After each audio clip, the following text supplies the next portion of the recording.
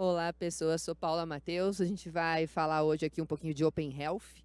Então, para começar o painel, vou pedir para as pessoas se apresentarem, né, e contar um pouquinho da empresa, de onde vem, né, um pouquinho de Globo Repórter. Quem são, o que comem, de onde vem. Boa.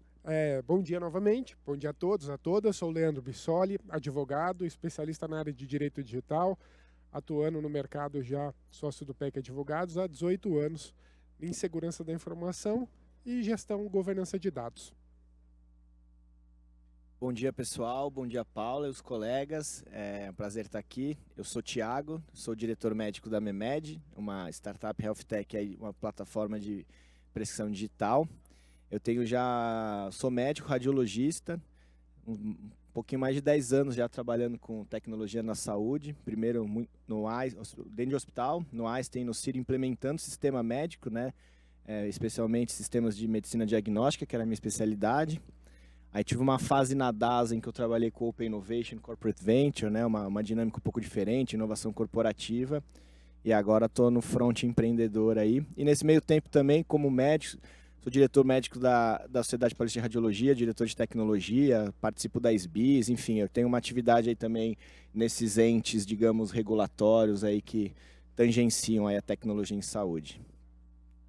Bom dia, pessoal. Meu nome é Fred Rabelo, engenheiro de formação. Hoje eu sou CEO da TI Saúde, uma plataforma de atendimento e relacionamento em saúde, um prontuário eletrônico que engloba toda a cadeia e jornada do paciente. Recentemente a gente passou a fazer parte do grupo DPSP, Drogarias Pacheco, São Paulo, e estamos trazendo aí para o mercado também o Viva Saúde, que conecta de fato o paciente também nessa jornada, em toda a cadeia do início ao fim. Bom dia a todos, meu nome é Carlos Papini, sou administrador, cofundador e CEO do Conecta Médico, é uma plataforma de telesaúde que atendemos verticais e operadoras de saúde e também telefarmácia, além de nossa plataforma B2C. Bom dia, meu nome é Pedro, obrigado para quem está aqui escutando a gente. Eu sou empreendedor no setor de saúde, comecei quando ainda estava na faculdade com a nossa primeira empresa, que era uma empresa chamada Vita, que era uma empresa de prontuário eletrônico focado para clínicas de pequeno e médio porte. A gente começou do começo, sem experiência, isso em 2015. E em 2020 a gente vendeu essa empresa para a Stone, que hoje o Augusto está ali, no palco 2, inclusive. E foi a nossa primeira experiência como empreendedores no setor. E aí em 2017 a gente fundou a Mevo, que é uma companhia focada em digitalizar todo o processo prescritivo de ponta a ponta, desde as instituições de saúde, operadoras, redes de atenção primária, até a experiência de compra do medicamento e adesão ao tratamento. Então, a gente é muito focado no mercado institucional. Hoje, a gente praticamente serve cerca de 13%, 14% dos hospitais privados do país com a nossa solução de receita digital. E nosso objetivo é tentar conseguir também ajudar o paciente a ter uma experiência melhor, ter um desfecho clínico melhor e aderir ao tratamento. É isso. Bom dia, prazer estar aqui com todos vocês. Para quem não me conhece, sou Paula Matheus, sou médica de formação, sou a líder eleita do MID, do Comitê de Health Tech, né? Eu acabo coordenando todo esse comitê e estou como diretora de inovação na Amor Saúde, que é uma associada. Mas vamos puxar para o nosso assunto já, que está todo mundo querendo saber sobre Open Health, né? Primeira coisa que eu sempre coloco, eu sou uma das pessoas que coloca todo mundo no chão de volta. Open Health ainda é muito utópico, ainda está muito longe comparado com as outras verticais da economia que estão aqui, falando de Open Banking, depois que evoluiu para Open Finance. Então, vamos colocar o pessoal um pouco na mesma página, para quem está vendo de fora e não conhece o assunto de Open Health. Primeiro que a gente ainda está muito longe disso, né? A brincadeira maior é Open Health é se a gente queimar papelzinho e colocar fumaça na nuvem. Esse é o mais próximo que a gente está de Open Health. Mas falando do que está acontecendo, eu vou começar com você, Leandro, que nem a gente tinha combinado, para você trazer um pouco de conceito, né? Comparando com as outras verticais. Fazendo essa boladinha. Então, para quem não conhece das outras verticais, os sistemas de Open, né, do que é plataformas abertas, começou-se com Open Banking, né, que era o compartilhamento de dados bancários entre instituições bancárias.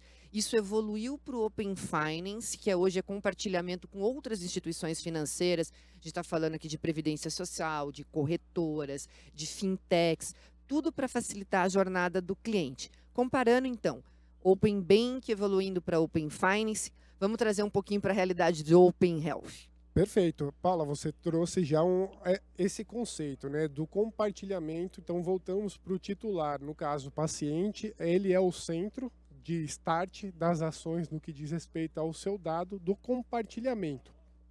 No Open Finance, ou Open Bank, isso começou antes dos anos de 2020, teve uma atuação muito forte do regulador, do Banco Central, sendo orquestrador, porque existe hoje um grande desafio em si, inclusive do sistema do Open Health em si, levantado em começo de janeiro pelo Ministério da Saúde, que é exatamente a falta de comunicação entre os players, né, entre os players que compõem o que é o Open Health, ou o sistema de saúde como um todo.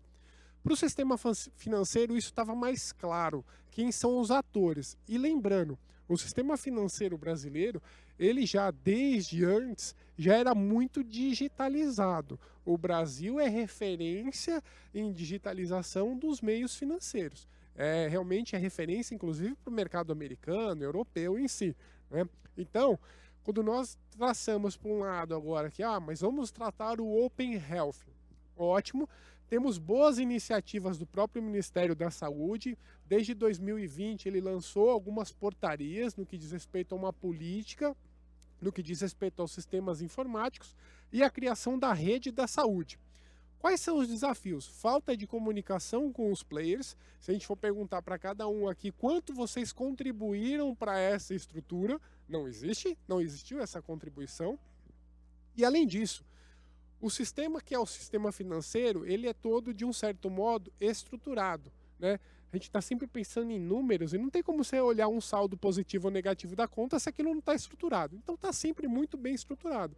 Quando a gente olha para um setor que é o da saúde, para um hospital, para uma clínica em si, você esquece.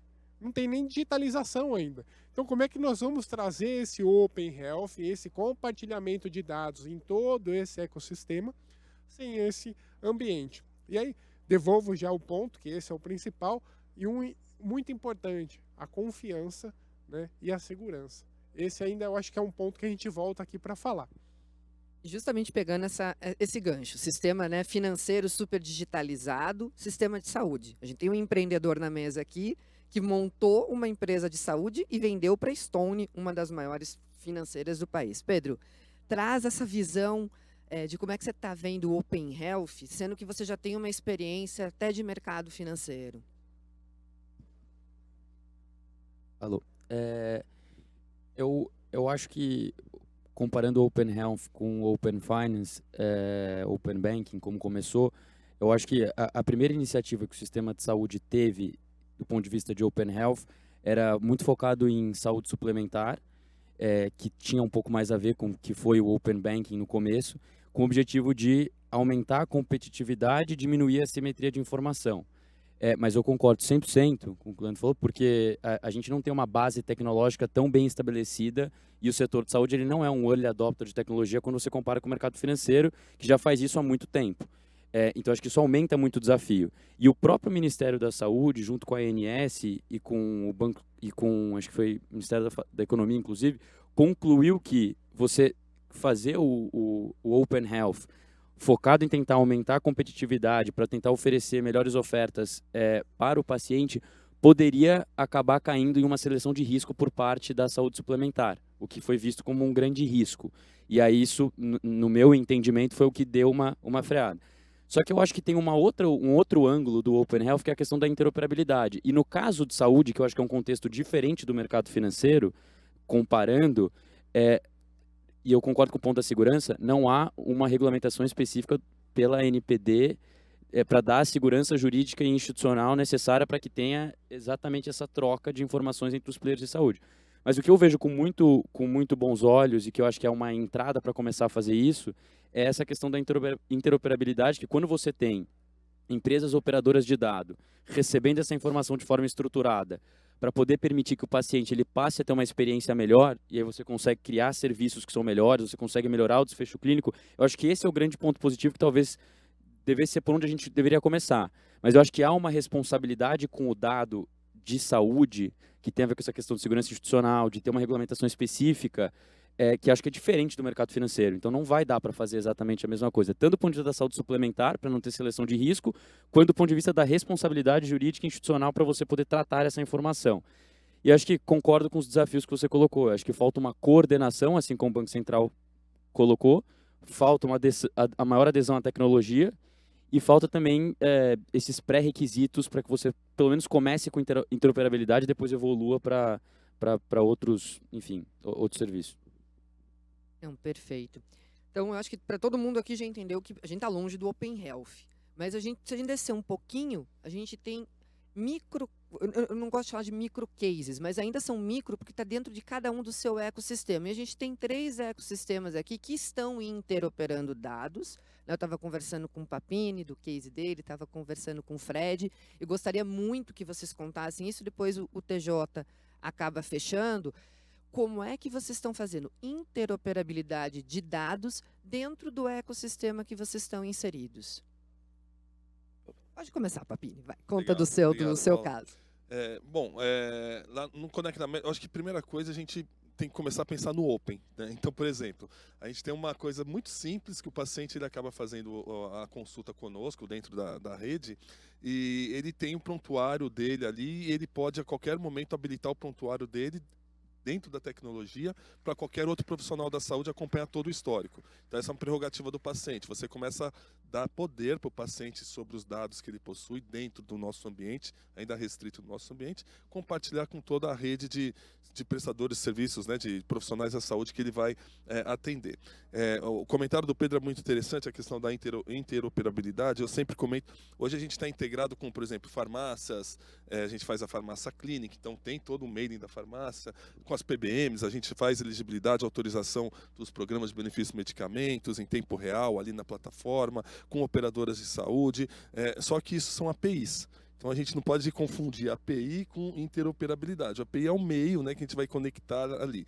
Um outro desafio, e aí eu acho, Pedro, a gente tem que olhar um pouquinho o TIS, né, que é o caminho que foi feito, como uma alternativa para ser utilizado na saúde suplementar, mas não esquecer que nós estamos falando só de 22, 23% da população. Nós temos um país enorme, como é que a gente integra todos esses outros usuários? Então isso tem que partir do governo mesmo. E um outro movimento que eu venho acompanhando, Paula, sobre o tema, é bem interessante que está me parecendo RP, né? Porque já tem umas 5, 6 plataformas de interoperabilidade. Daqui a pouco você vai ter que ter a plataforma que integra as demais. Então, assim, tem muita coisa para a gente discutir ainda, essas questões da segurança, mas na prática, eu acho que o primeiro grande passo é aculturar o paciente de que ele é o dono do dado dele. Né? E a prerrogativa dele poder compartilhar ou não esse dado com outros profissionais, com as outras instituições da saúde que ele transita, é dele. Então, por exemplo, na farmácia hoje a gente está muito acostumado a ir lá, a primeira coisa que o cara pede é o CPF. Né? E aí isso gera uma série de informações. E essas informações não chegam até o paciente. O paciente tem que começar a exigir acesso a essas informações, seja via PBM, seja via prescrição, assim como ele pede acesso à informação da consulta clínica dele conosco. A partir do momento que a gente começar a gerar essa cultura, o próximo passo é integrar isso num gestor da saúde, seja ele público ou privado. Então acho que a gente tem que caminhar por aí. Legal. Gostei dessa palavra, cultura. Eu queria adicionar o que o Papini falou, na verdade. Eu diria que a gente tem 2 grandes desafios para o Open Health. Primeiro é a própria digitalização do setor. A maior parte, mais da metade do setor ainda não está digitalizado. Então você tem médico utilizando o prontuário de papel ainda, ou você chega no Hospital das Clínicas, por mais que já tenha um software lá, tem uma sala ainda cheia de prontuário de papel e toda aquela informação que deveria estar no poder, nas mãos ali do paciente, ainda está lá, não digitalizado. Então, eu diria que um primeiro ponto é exatamente a gente incentivar e impulsionar essa digitalização, né? Um grande problema também, adicionando o que o Pedro falou, é a velocidade, né? A velocidade na área de saúde é um pouco diferente da velocidade de qualquer outro setor. Então, as coisas andam um pouco mais devagar, apesar de que no setor de saúde, por exemplo, você já tinha as BIs certificando software de saúde muito antes de ter uma LGPD. Então, existem diversas iniciativas, protocolos, até sociedades, por exemplo, que já incentivavam muito antes da gente ter uma LGPD, mas que a velocidade é um pouco diferente. E a gente, como empreendedor, querendo inovar, querendo trazer, por mais que, sei lá, todo mundo aqui se junte, vamos lançar o Open Health amanhã, a gente sabe que é muito difícil disso acontecer. Mas o que a gente faz lá na TI Saúde é um ponto bem interessante, que a gente acredita muito que para desbravar toda essa cadeia, não é o médico, não é a farmácia, é o paciente. a partir do momento que eu trago o paciente para a jogada, empodero ele, que eu coloco o prontuário dele, que ele passa a ter, né, na TI Saúde ele consegue levar a informação, lá, eu quebrei o pé, fui no ortopedista em 2018, 2019 fui no cardiologista, 2020 fui vacinado lá em Niterói, por exemplo. Toda essa informação, né, no Viva Saúde chega para o paciente, e o paciente que é o verdadeiro dono do prontuário, então toda a informação, por mais que tenha sido o médico, né, que imputou aquele dado ali, passa a chegar na mão do paciente, e o paciente faz essa triangulação, tudo de acordo com o LGPD, com os BIS. Então, para mim, esse é um primeiro passo para que a gente consiga, primeiro, trazer o paciente para o game, e depois ele incentive também esse Open Health para que os setores se conectem. Concordo bastante com o Fred, né? E com você também, Paulo, no sentido de que o Open Health, ele para mim, ele é mais um fim de uma jornada de digitalização do setor, né? Então, assim, a gente ainda tem um setor parcamente digitalizado, em que aqui em São Paulo a gente está na frente de um hospital altamente digitalizado, mas eu consigo te apontar outros hospitais na região que ainda operam em papel. Hospitais grandes, tá? E se a gente vai para clínicas menores, a gente sabe o papel que os prontuários, aí, como a TI Saúde e a própria Vida, tiveram na digitalização das clínicas menores, das práticas privadas, de pequenos consultórios. Mas ainda falta bastante, né? Aí tem uma outra camada que é a interoperabilidade. A sensação que eu tenho hoje quando se discute Open Health, a galera está falando de interop ainda. Que ela só vem depois da digitalização, né? Mas ela, assim, independente se é um incentivo regulatório, como a gente teve no Open Finance, ou mesmo no modelo americano, ou se é um incentivo de mercado, seja por novos modelos de negócio, ou até mesmo pressão do paciente, né? Um bottom-up, ela só vai acontecer se você tem um drive, né? Hoje, eu como agora estou do lado da empresa privada, eu aceito a crítica de que a gente não faz nossa parte, não troca dado, mas assim, vai trocar dado com quem, para quê, sobre quais premissas, né? Então, eu acho que nesse momento a grande discussão positiva é a gente começar entre empresas e a entidade pública também, a RNDS, a discutir, cara, em que casos de uso específicos a gente vai fazer isso. Então, assim, não adianta a gente sentar e montar um grande plano de Open Health. Que tal a gente pegar um pequeno caso e vamos todo mundo concordar em fazer uma carteira de vacinação? Poxa, já era para a gente ter, a tecnologia para isso não é tão difícil. Né? Então, a gente teve uma experiência legal lá com a RNDS com vacina de Covid, mas e as outras? Né? Então, e aí, por fim, eu acho que a gente demorou, tanto para fazer essa discussão, demorou em relação a outros setores, tipo finance, mas demorou em relação a outros sistemas de saúde no mundo, por exemplo, nos Estados Unidos, em que a gente demorou tanto que hoje o drive já é o paciente. Então, você pega o modelo americano, como que foi nos Estados Unidos? Começou com lei, High-Tech Act, 15, 20 anos atrás, sei lá, e a premissa era digitalização, cara, era incentivo do governo, né, para as instituições de saúde se digitalizar. Por quê? Porque o governo sabia que dali 10, 15 anos ele ia querer troca de dados para fazer gestão de saúde. E aí começou a ser feito isso com regras de mercado, regras de reimbursement, lá, típico do mercado, um pouquinho diferente do nosso contexto aqui. Mas aí, dentro desse arcabouço, quando já estava essa estrutura, foi aí, ali, sei lá, 2005, 2006, final de 2010, que veio o movimento do Patient Empowerment. E aí o paciente entrou, não, mas peraí, quem controla o dado sou eu. Mas quando o paciente, quando a gente, nos Estados Unidos, quando começou a se falar que quem controla o dado é o paciente, você já tinha um arcabouço ali de digitalização e de interoperabilidade, inclusive, que era B2B antes, eram entre seguradoras e prestadores, mas que já tinha alguma coisa. Então a sensação que eu tenho no Brasil é que a gente está fazendo 3 coisas ao mesmo tempo. A gente ainda está digitalizando, a gente está começando a ter casos de troca de dados, e aí ao mesmo tempo tem o paciente falando, ó, e quem manda aqui no meu dado sou eu, com LGPD e com a coisa do movimento digital que empodera o paciente, né? Então, isso é positivo, eu acho que os drivers são legal, que fazem a gente olhar para o futuro, mas na hora de a gente implementar isso, eu acho que assim, cara, é menos. Vamos discutir primeiro, cara, a gente tem sistema? 1, 2, nossos sistemas estão se falando? 2, a gente tem um caso de uso em qual a gente concorda e vai beneficiar o paciente e o médico? E aí, aos poucos, eu entendo que a gente vai construindo o tal do Open Health aí.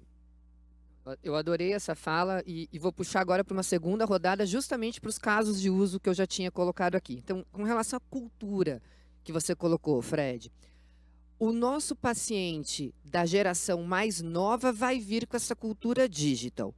Os nossos pacientes mais velhos, falando aqui TJ médico, não vamos mudar a cabeça deles. Acabou. A gente tem que aceitar que dói menos. Então, eu concordo com você que o cultural vem da geração.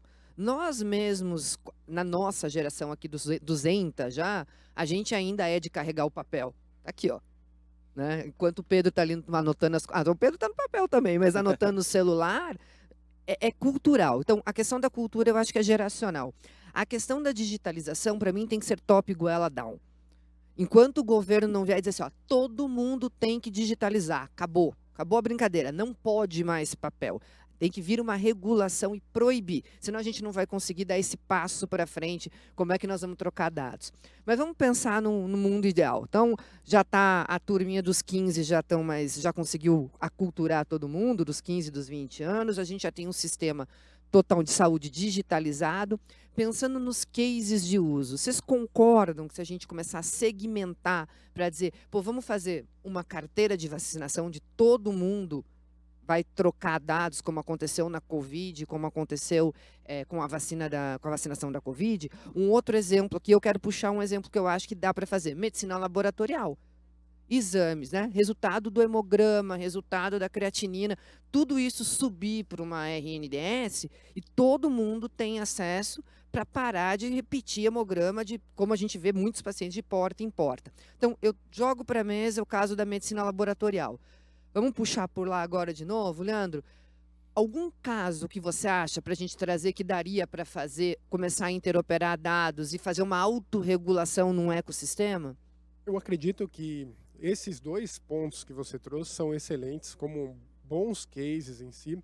Se eu não me engano, hoje, inclusive, está na pauta do dia do Senado vamos dizer assim, o teleatendimento está na pauta hoje do Senado, porque a gente tem ainda um grande desafio que no Finance não teve, que também são os profissionais da saúde e a adesão não a essa tecnologia. E a responsabilidade no CPF do profissional da saúde, né? A responsabilidade do sigilo médico. Como é que nós também quebramos essas travas que muitas vezes são quase psicológicas, né? De percepção de estar em casa, estar na minha gaveta e aquele dado então está seguro. Talvez ele esteja muito mais inseguro na sua gaveta do que numa nuvem em si. Então, esses dois cases que você colocou são muito bons, mas realmente nós precisamos aprimorar uma cultura. Eu vou trazer um case que foi por conta do incidente que aconteceu. Tivemos o caso do apagão da saúde, em plena pandemia. Vocês vão lembrar disso, né? Pararam os dados e assim por diante. Isso gerou uma demanda para o Tribunal de Contas da União, que foi de fiscalização. Vamos fiscalizar o que os órgãos públicos federais têm de segurança da informação.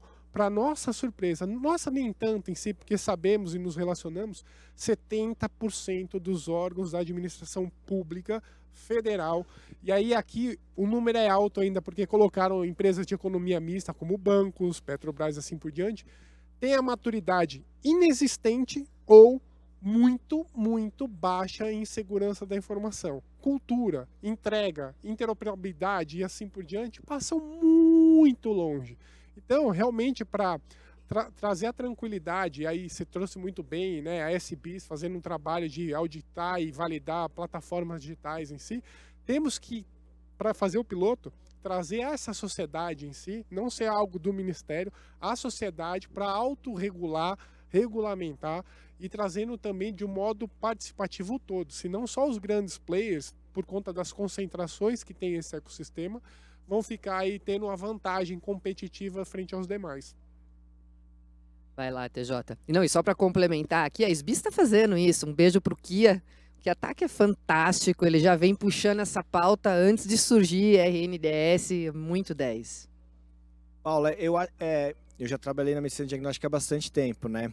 Para mim, assim, o compartilhamento de exame é o grande case de interoperabilidade, de Open Health, de saúde pública, pensando até como médico. A gente, como médico, lá dentro do hospital, quando você ia pegar a pasta do paciente, basicamente, o que você olhava? Lista de diagnóstico, o último atendimento, e aí o modelo de resumo de alta, o resumo ambulatorial atende, e exames, né? Então, eu realmente acho que compartilhamento de exame entre players é um absurdo, é quase criminoso, eticamente falando, a gente não ir atrás disso, tá? É uma coisa que, se implementada imediatamente, reduz custo, reduz redundância, melhora tempo de acesso. Às vezes o paciente fica esperando na fila para fazer um exame e ele já tinha aquele exame de outro hospital e nem precisaria estar na fila, enfim. Mas, Paulinha, é complexo.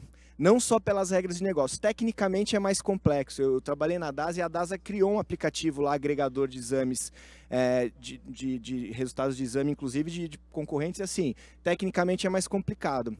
É por isso que eu gosto, por exemplo, do caso da vacina, que é o seguinte, né? Além de a vacina ser mais simples, existe lá a base de vacinação, é um dado mais transacional. Então, assim, uma coisa que, por exemplo, que a gente pode começar a pensar em simplificar o problema é, se eu já tivesse o dado transacional, ou seja, se eu souber que aquele paciente fez tal exame, ou tal procedimento, ou tal teleconsulta, na data tal, no hospital tal, ou na telemedicina tal, mesmo que eu não tenha acesso ao resultado, mesmo que eu não tenha acesso ao conteúdo daquela informação, criar essa timeline de saúde, eu acho que já é um primeiro passo fácil tecnicamente, que ela vai abrir a porta para o segundo, e aí você vai aculturando, entendeu? Então o cara abre o aplicativo, ele começa a ver o histórico lá. Ah, que legal, agora eu tenho o histórico. Aí ele vai clicar lá, não vai abrir, mas o médico já começa, pô, mas por que não abre? Liga lá no provedor tal. Então, eu gosto de pensar em casos complexos como o Norte, mas como que a gente quebra eles. E aí, Paulinho, rapidinho, só um comentário, quando você falou, eu adorei o Top Goela Down, eu tendo a concordar, mas eu gosto só de lembrar uma coisa. Por isso que eu gosto de olhar para o modelo americano. A regulação americana foi top goela down, mas assim, com uma mão afaga, outro porrete, né? Então uma mão do porrete, vai ter que fazer. Mas com uma outra mão eles fizeram incentivos e inclusive fundo na época acho que foi 3, 4 bilhões de dólares para incentivar quem cumpre a legislação, a regulação antes. Então, assim, eu tendo a achar que aqui no Brasil a gente tem muita cultura da regulação punitiva. Então, a empresa privada já se sente punida antes de começar. Pô, peraí, eu tenho 1 ano para fazer tudo isso. E aí daqui a pouco está o time técnico inteiro da empresa se adequando à regulação e está deixando de desenvolver produto, melhorar o produto médico do paciente. Então, acho que sim, precisa ter uma regulação, mas é importante que a gente tenha uma regulação que incentive quem adote primeiro, que incentive o early adopter, que através de reembolsos, de financiamento, não sei, vamos discutir, mas é importante também não regular sem algum tipo de incentivo, não pode só punir. Mas aqui não é nem a regulação de early adopter, é a regulação de digitalizar o setor, né? De trazer a digitalização, de pegar o UBS e dizer, a partir de agora, você tem que estar digitalizado. Eu te dou esse software, te indico esse, certifico esse, né? Você dá várias opções, fomento financeiramente, mas você tem que digitalizar. Eu vou dar um exemplo prático. Então, a gente está rediscutindo tabela do SUS. Então, um exemplo bem simples. Você cria as tabelas novas, progressivas, e só que você fala, olha, você só vai ter acesso à tabela nova se você tiver digitalizado. Nos Estados Unidos fizeram um pouco assim. Você quer as vantagens do Medicare, Medicaid, seja pagamento mais rápido, tabela diferenciada, olha, tá bom, se você me mandar o dado interoperável, você ganha a tabela nova. E não, enquanto você não digitalizar, tabela velha, por exemplo, né? Tem que alinhar os interesses. Fred, teu case, ou o que você já está fazendo, ou o que você acha que a gente pode começar para, como eu disse, começar essa escadinha, segmentar para chegar um dia no Open Health? Legal. Eu acredito muito que o futuro da saúde ele não é 100% digital, ele não é 100% físico. A gente está falando aqui de um futuro digital, físico, mais o digital. E eu acredito que apenas nesse modelo é que a gente vai conseguir, como você falou, atingir a população inteira. Não adianta nada eu interoperar apenas o TIS, eu só vou chegar lá em 23% da população que tem plano de saúde, ou apenas o SUS, eu vou chegar em 75%. E aí a grande maioria de nós, independente da classe, em algum momento usa o SUS na vida, em algum momento usa o plano de saúde. Então eu acredito muito que o case é interoperacionalizar diferentes pontos de atuação na jornada do paciente ali. E o case que eu queria trazer é o papel da farmácia também nesse ponto. Hoje a gente vê uma volta daquela farmácia, né, dos anos 20, 30. Hoje eu já consigo ir numa farmácia e fazer um teste rápido do Covid, uma vacina, uma glicemia, uma bioimpedância. Então, ele é um ponto, literalmente, na esquina da casa de qualquer um aqui vai ter alguma farmácia. E quando você vai para a população menos digital, um idoso, né, um diabético, hipertenso lá com seus 60, 70, 80 anos, o cara está acostumado a ir no ponto de saúde ali, o cara compra remédio de tempos em tempos. Então a farmácia ela passa a ser um ponto físico de contato, onde o paciente, independente da classe, independente da idade, independente da doença, ele passa a ter acesso.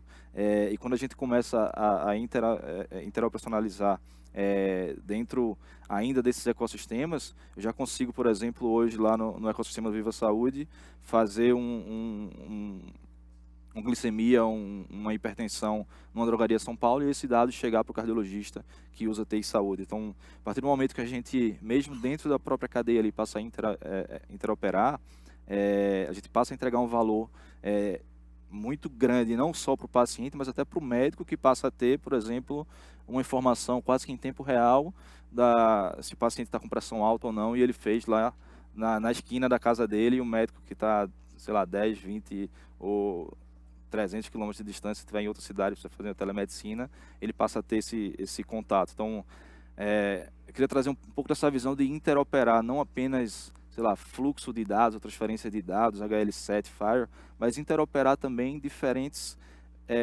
pontos de atuação da jornada. É a farmácia conversando com o laboratório, conversando com o médico que está atendendo presencial, ou conversando, como um case que a gente tem, por exemplo, de um navio que está lá em Manaus e ele faz telemedicina usando o médico do Hospital das Clínicas da UFPE e atendendo o paciente que está lá numa vila remota, ou índio, literalmente, lá em Manaus. Então, quando você passa a ter todos esses pontos de atuação, você dá início à interoperabilidade, ainda que não seja, né, todos os sistemas do Brasil se comunicando e o dado chegando lá em Brasília. Eu diria que o primeiro passo tem sido dado somente nos últimos 2 anos, né, pós-pandemia, a partir do momento que a gente traz cada um dessas áreas de atuação para conversar entre si. Então, interoperando no ecossistema da DPSP, né? Eu acho muito legal isso. Papini, quer falar um pouquinho do teu caso? E daí eu quero que o Pedro conclua. O Pedro eu vou direcionar, porque eu gosto demais da tua jornada end-to-end. Eu acho que esse é muito legal do que vocês conseguem fazer. Depois você passa para o público um pouquinho dessa experiência. Eu acho que o que nós estamos fazendo é próximo do que o mercado já vem fazendo em termos de microecossistema, né? Disponibilizar informação do paciente, integrar com alguns parceiros. Só vou discordar um pouquinho da turma aqui. Eu acho que isso vem pelo governo, sabe? Iniciativa privada, vamos se organizar, a gente vai sempre trabalhar em microsistemas. Lembrando que a gente já tem um DataSUS, turma, e eu tô aqui só aprendendo que é Open Health, tá? Mas a gente tem um DataSUS há anos. Se você entrar ali no DataSUS, ele integra todas as informações que foram realizadas e não a origem da demanda, que é o próximo passo, é uma falha do SUS. Mas quem tem o Connect SUS e baixar agora, você tem todas as suas informações ali de vacina, etc. A questão do problema do DataSUS é o seguinte: pega uma questão da prescrição. Você falou de UPA, UBS. O cara sai da prescrição, que você conhece bem, Pedro, só que o médico prescreveu no papel. Essa informação só se confirma no setor público se ele for tirar o medicamento dentro do setor público, da farmácia pública. Se ele sair da UPA e comprar na Raia Drogasil, na DPSP, essa informação se perdeu do SUS. Então, essa integração, o SUS está pronto, né? E eu não acredito que vem pela iniciativa privada, porque senão a gente vai ter vários barramentos e alguém vai ter que tirar um barramento dos barramentos. É desperdício de novo, igual aconteceu com o RP nas empresas. Então você precisa definir esse barramento, a linguagem. Lembrando que a gente já tem uma experiência de interação entre DataSUS e saúde suplementar, que é o repasse. O repasse que é feito, mas no olhar de custo, né, pelo CPF, a ANS repassando as informações, o SUS cobrando da operadora de saúde, já é um conceito de interoperabilidade. Essa palavra é terrível. Então, assim, eu acho que a gente também tem que... gostei da abertura do Vitor aqui, do Marcos, parar de falar algumas coisas legais, né, e ver o que está acontecendo na prática. Tem coisa boa acontecendo. E pegar esses exemplos e trazer para o nosso mundo real, né, com o olhar do paciente, com acesso à informação, do gestor, né, vai ter que ser o público ou o privado, porque o out of pocket no Brasil é grande, mas em termos de gestão precisa passar pela saúde suplementar e pelo SUS. Então acho que assim, eu tenho um olhar otimista, mas eu acho que isso tem que ser um tema de saúde pública e que vai transitar pelo privado, porque a gente tem 30% do mercado aí dependente da saúde suplementar. Eu adoro. Bom, o Papini sou suspeita para falar, eu gosto da conversa, da fala, de como coloca, mas realmente pela porcentagem de população que a gente tem, 77% hoje usuária exclusivamente do SUS e 23% na saúde suplementar, os sistemas alternativos, os não regulamentados, ainda com pouca expressividade no setor, né, no posicionamento com o setor, eu concordo que de repente vai ter que vir do governo. Mas o que a gente está fazendo em microecossistemas são exemplos que nós podemos levar para lá. Trazendo agora o exemplo do que você está fazendo, Pedro, que eu acho fantástico. Como é que vocês interoperam os dados aí e acabam contribuindo na experiência do paciente? Ainda no tema saúde pública, antes de entrar na experiência da Receita Digital, eu acho que há um denominador comum aqui. Acho que a gente falou meio que a mesma coisa. Eu concordo desde a fala do Thiago, que o exemplo dos Estados Unidos para mim é o melhor exemplo, porque resolveu em grande parte. Concordo que os incentivos são outros, então isso acabou acelerando, mas é um exemplo de boa política pública. E eu acho que é um caso de política pública para incentivar. Aí quem vai implementar, quem vai derivar e etc., vão ser os agentes do setor privado, e é importante que os agentes do setor privado estejam sentados na mesa, ajudando a fazer política pública do bem, como o mercado financeiro provou isso, né? O que fizeram no Banco foi só gente boa, estudada, que sabia o que era boa política pública, fazer boa política pública, e a gente tem que dar conta de depois entregar o serviço com base na boa política pública que está posta. Mas nem sempre é assim, né? Às vezes a gente que puxa e depois senta na mesa. A própria Receita Digital, acho que o Thiago concorda comigo, a gente fez antes de... Minha média existe desde 2014, a minha existe desde 2017, não tinha regulamentação, era pelo contrário. A gente compra remédio na farmácia do mesmo jeito, até pré-pandemia, foi igual durante 100 anos. A gente ia com papel, entregava o papel e, inclusive, era mandatório deixar o papel se fosse um medicamento controlado. Eu acho que precisou da pandemia e eu lembro bem que eram todas as varejistas, as farmácias procurando a gente, pô, preciso ter um sistema para poder fazer a dispensação do medicamento em PDF, porque agora tem telemedicina aprovada e não tem mais o papel. Então foi literalmente a pandemia que fez com que isso destravasse. Senão, eu não acho que a gente teria hoje base regulatória e técnica para fazer.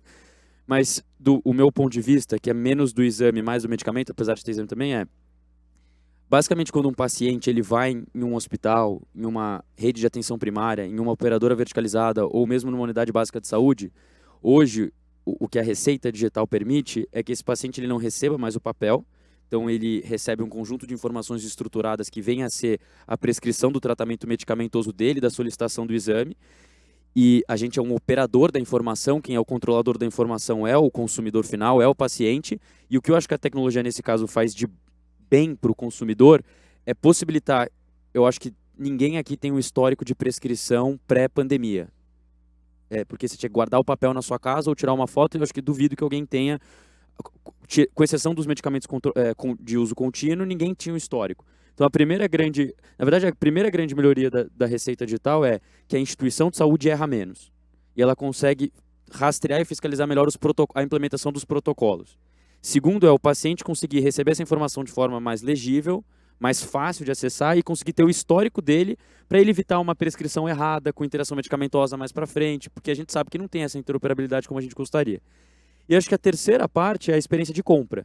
A gente sempre teve que obrigatoriamente ir até uma farmácia física. Eu concordo com o Fred que vai continuar sendo digital, então vai ter a loja física e vai ter o digital. Só que o que eu acho que a pandemia ensinou a gente, do ponto de vista de transformação digital no setor de saúde, é que hoje é possível que um consumidor final, que um paciente, seja empoderado pela prescrição eletrônica e tome a decisão dele querer ir numa loja física ou ele receber esse tratamento em casa, de forma descomplicada. Então essa é um pouco, acho que, a nossa bandeira. Eu acho que um bom exemplo que nos últimos 24, 36 meses a gente conseguiu construir, mas que ainda só penetra 10% da população. Então acho que tem ainda muito o que fazer, tem muito chão pela frente. Mas é fantástico, tanto o caso aqui, tanto de MEMED quanto MEVO, vocês primeiro resolveram um grande problema que é entender a letra dos médicos, né? Isso já foi uma grande transformação nesse Você falou sentido. que eu e o Thiago, a gente é proibido de usar papel, tem que me policiar melhor. Eu tava com um caderno aqui, não pega bem, a gente tem que ficar no telefone.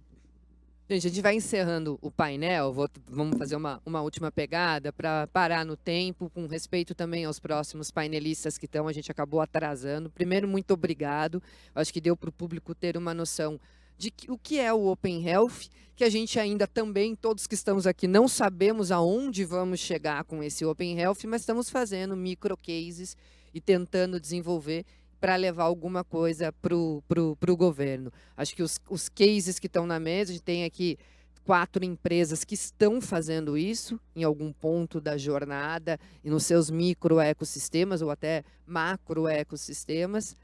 Temos o Leandrão, que adora discutir a regulação sobre isso, é um cara que já é fera no assunto digital há muito tempo, está vindo para o pessoal de saúde e começar a nos ajudar.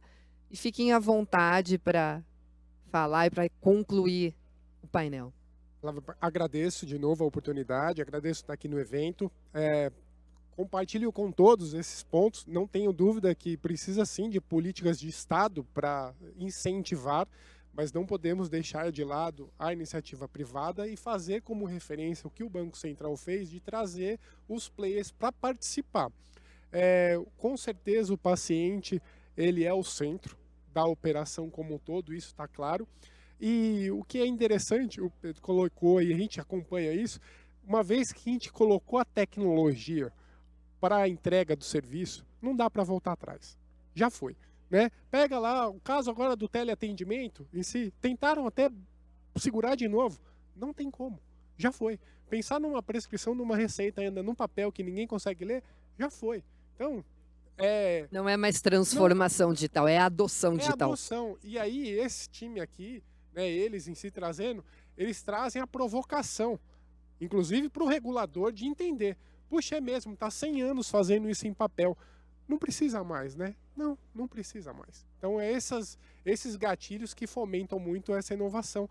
Como hoje você tem um monte de exames que acontecem na farmácia, como vocês muito bem colocaram, e não precisa num plano, numa UPS ou algo parecido. Muito bom. Agradeço de novo. Compartilha aqui agora. Uma última coisinha, né, que não foi falada. Concordo que o centro é o paciente é o propósito, mas a gente não pode esquecer do médico, do prestador de saúde nessa história, né? Tem uma pegadinha nessa história de falar que empodera o paciente. Você também não pode tirar o prestador da jogada, né? Então, assim, e quando eu falo de compartilhamento de dados, é claro que é o paciente que controla, ele é o dono, mas assim, quem sabe o que fazer com aquele dado é o profissional de saúde. É a instituição de saúde, né? E aí a gente, como empresa de tecnologia, pelo menos lá na MEMED, a gente tem muito essa visão. Cara, é pro bem do paciente. Mas quem faz o bem pro paciente, né, é o médico. Então a gente não pode tirar, ou seja, tem que chamar o paciente para participar, mas tem que chamar o médico também. A gente não pode esquecer da visão assistencial. Eu falo médico, mas vale pro dentista, pro enfermeiro. Tá? Então eu queria deixar essa última mensagem e agradecer o painel, agradecer o MID e louvar essa iniciativa aqui, tanto dos políticos que tiveram aqui hoje, da Prefeitura, a SP Negócios e da iniciativa privada também. Como o Pedro falou, é a boa política pública, né? A gente tem que parar de ter medo de política e de jogar contra e entender que alguém faz a política pública, né? São pessoas, né? Então é isso. Obrigado, gente. Foi um prazer. Bom, adicionando... Tem que subir no palco da política, não é fácil. Ficar de fora só jogando pedra é fácil. Eu quero ver quem é que sobe lá, né? A hora que o MP está nas tuas costas. Eu primeiro queria agradecer e, na verdade, só adicionar aqui ao que o Papini, eu também concordo que isso tem que vir de uma política pública, tem que vir do governo, acho que federal mesmo, né? A gente já tem, olhando para fora, por exemplo, se você olhar para Portugal, já existe, né, uma central de dados, vamos dizer assim, e um funcionamento a esse compartilhamento, mas trazer um pouco para o nosso papel. Eu acho que, primeiro, prazer estar aqui ao lado de grandes inovadores. A iniciativa privada, eu acredito muito que ela tem que ser esse impulsionador, né? No final, é até um pouco utópico pensar que não, a RNDS, DataSUS vai conseguir agregar tudo. Eu acredito que esse momento vai chegar, mas eu acho que tem que ser impulsionado por a gente. Se a gente não, né, quando chegou a pandemia, não tivesse lá a TI Saúde fazendo telemedicina, Mevo, Nexodara fazendo prescrição, não teríamos avançado tão rapidamente. Em um mês já com prefeitura, clínica fazendo telemedicina, farmácia. Eu lembro das primeiras farmácias quando receberam lá a prescrição, sem saber como é que faria aquilo. Então, eu acho que a gente é um grande impulsionador e a gente tem que continuar isso, por mais que no final seja o governo, seja a política pública que vai trazer. Então, agradecer a participação, um prazer estar aqui falando com vocês. rapidinho aqui, nós temos 1 minuto e meio. Não, agradecer, Paula, pela condução, aos colegas aí pela troca de conhecimento e só trocar uma experiência, tá? Rápida, pessoal. Eu tô com um filho de 5 anos e eu decidi, quando ele nasceu, que eu ia montar o prontuário dele, Pedro. E hoje, depois de 5 anos, eu tenho todo o histórico. Desde consulta, prescrições, sei o quê. Depois eu conto o desfecho daqui a alguns anos para vocês, mas eu acho que isso pode ser um grande caminho, né? Nós, enquanto paciente, enquanto cidadão, a gente começar a exigir a informação que é nossa e compartilhar dentro do ecossistema que a gente está transitando. Isso a gente vai também gerar maior sustentabilidade para o setor, etc., a parte de diagnóstico. Então, acho que também, enquanto indivíduo, a gente tem um papel aqui importante para fomentar esse tema.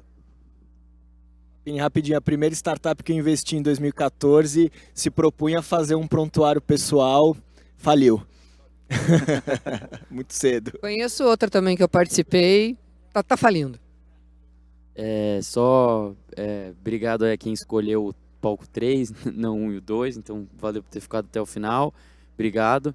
E acho que minha última mensagem é que eu acho que o que nos une, o denominador comum aqui entre nós é tentar fazer um trabalho mais sério, o melhor possível para o médico, para o paciente ou para o farmacêutico. Acho que cada um aqui cuida de um pedaço e a gente meu compromisso aqui como empreendedor em saúde de tentar continuar fazendo o melhor que a gente pode todo santo dia para melhorar o setor. E acho que se a gente fizer isso, é juro composto no longo prazo, o setor vai mudar, tem um monte de iniciativa além da gente aqui que está fazendo isso, e é só às vezes um pouco mais demorado, um pouco mais burocrático, porque tem muita responsabilidade envolvida no nosso setor, mas a gente vai atravessar a parede e vai chegar lá.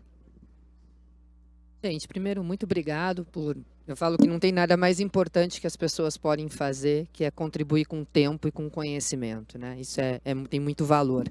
Obrigado por vocês terem sentado aqui, terem aceitado participar, contribuírem com o tempo. Obrigado para o público que ficou nos ouvindo. E vamos dar o palco para os próximos coleguinhas, gente. Muito obrigado. Obrigado.